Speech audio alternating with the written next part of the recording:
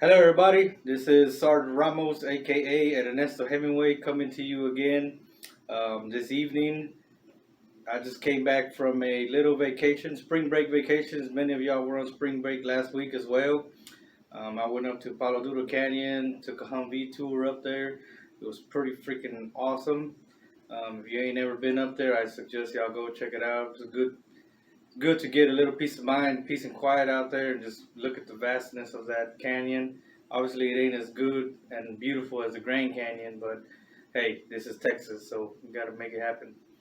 Also, on the last leg of my trip, I went to go see an old buddy of mine from Germany up in Oklahoma, and it kind of solidified the message that I want to give you today. I was going to read this poem to y'all anyways today, but talking to my buddy and his experience over there as well, kind of just put this in perspective for me.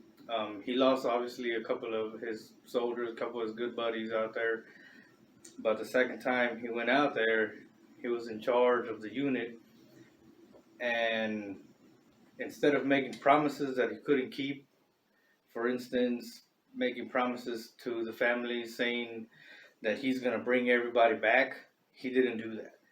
What he did was promise the families that he will do everything he can to bring everybody back. But he did not promise everybody, he did not promise that he was going to bring everybody back. And not saying he's a bad NCO for doing that. No, he's being realistic. It's war, it's combat. You have no control over what happens over there or what comes your way. We have no control over that. And he's doing very well, and I think what he did, he left that guilt before he even got overseas. So a lot of us suffer with the guilt of, could we have done more to save our soldier? Could we have done something different to save, our buddy, our friends, our medic, whatever the case may be. Many times I always think like, man, we should have gotten together one last time, we should have gone to go drink that one last beer before we left, but obviously things never happen, things don't plan out like that, but we just got to move on and move forward. And this poem here is entitled Guilty, like I said, because a lot of us have the guilt of surviving, survivor's guilt, and it's not a good thing to live with.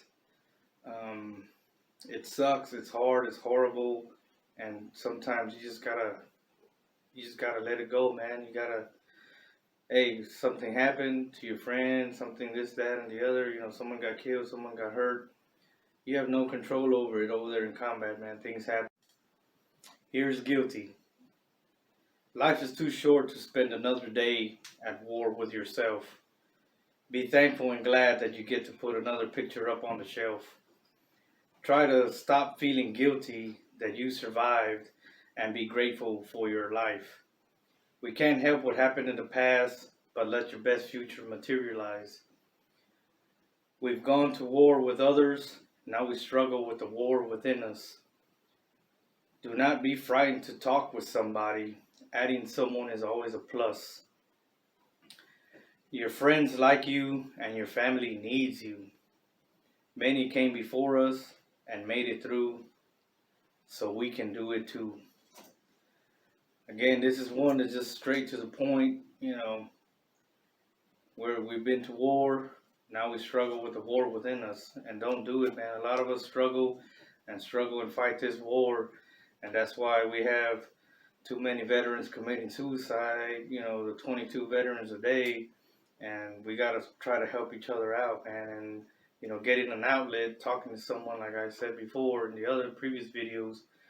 Don't be afraid. Don't be too macho man, too macho woman to go and talk to somebody, man. It could be your friend, it could be a medical professional. Doesn't matter, man. Talk to somebody, let that stuff out, and it's okay to cry, man, because warriors cry. So this is Ernesto Hemingway, and signing out, and I will see y'all next time.